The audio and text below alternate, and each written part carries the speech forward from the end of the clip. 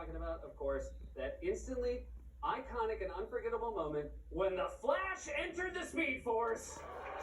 We all saw Oscar's history unfold live before our eyes when that famous scene finally got the recognition it deserved. And clearly, that's what everyone is talking about today. Did you see Nicole Kidman's reaction? That was either her face finding out the Flash had entered the Speed Force, or when she discovered her mysterious British husband was indeed the murderer. Anyway, unfortunately, this is a segment that's kind of supposed to be about politics, and that's what we have to talk about, which means it's time for a classic late-night smooth segue. Here we go. Ready? And now, the closer look begins.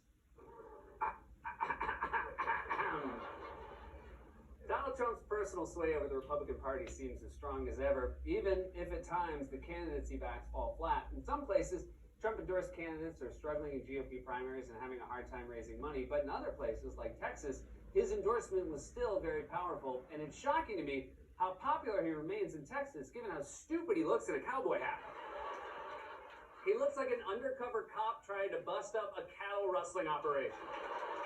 On top of that, Trump keeps strongly hinting that he's going to run in 2024, but his crowds aren't exactly getting bigger. A reporter at Trump's rally in Georgia over the weekend tweeted, "I've covered more than 24 Trump rallies. This is the smallest crowd I've seen at a rally of his in Georgia since he won the 2016 election." The reporter also posted a photo from the event that showed plenty of empty seats. Normally, you only see that many empty seats at a community theater production of Hamilton where they couldn't get the rights to any of the songs.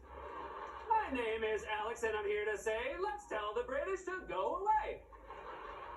There's even video of people in the crowd filing out early as Trump was still speaking.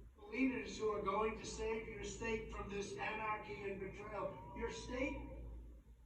They're like Mets fans heading to the subway in the 7th inning of a 10-run blowout. Only a few more weeks until that starts happening again, the crew. Also, I love that in that snippet, you can hear Trump yelling something about anarchy and betrayal. He sounds like he's reviewing last night's Oscars. There was anarchy, betrayal, chaos, and for some reason, a tribute to Pulp Fiction, and yet, all these years later, we still don't know what was in the briefcase. Why won't they tell us what was in the briefcase? Probably votes for Biden. Trump's crowd was still bored out of their minds, even though he was busting out his greatest hits. They watch his rallies the way I watch Shawshank on a Sunday afternoon. It's comforting, it's familiar, and I definitely don't make it to the end. So, in many ways, Trump remains the most powerful presence in the GOP, but there are some early signs that his personal grip over the party could be slipping, and I certainly don't want to jinx it, given that I've written him off before and been very wrong. In fact, at this point, I just have to assume that everything I predict about Trump is 100% wrong, which is why today I called my bookie and I put $1 million on him to win in 2024, hoping that means he'll lose. Only problem is I didn't have $1 million on me, so I had to borrow it from our cue card guy Wally, who has been cashing in on his fame from this show.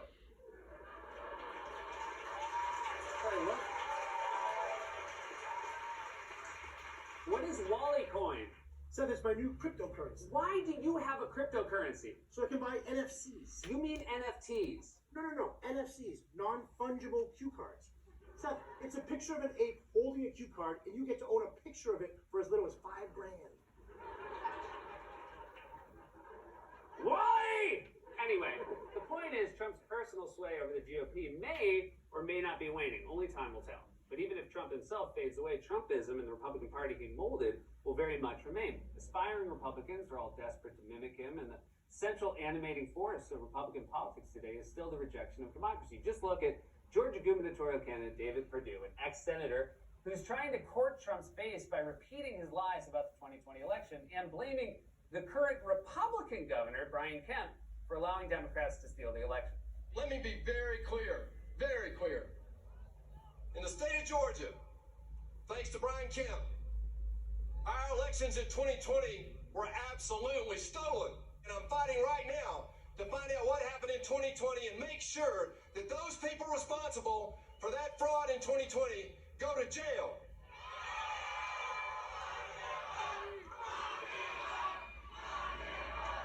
Trump's crowds will chant "lock them up" about anyone now. You could be Hillary Clinton or the ultra-conservative governor of Georgia. It doesn't matter. If you cross Trump, they want you in jail. Next, they're going to turn their ire on wind and umbrellas and the sun. And there are times times when I have to say, even Trump doesn't seem to have his heart in it. Trump's whole bit is trolling. He trolls the media and liberals, and his disciples have picked up the mantle, like Florida Congressman Matt Gaetz. The only person on earth, this is interesting, whose Funko Pop would have a smaller head.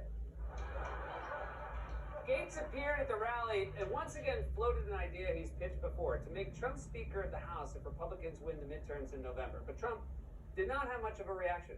Give us the ability to fire Nancy Pelosi, take back the majority, impeach Joe Biden, and I'm going to nominate Donald Trump for Speaker of the United States House of Representatives.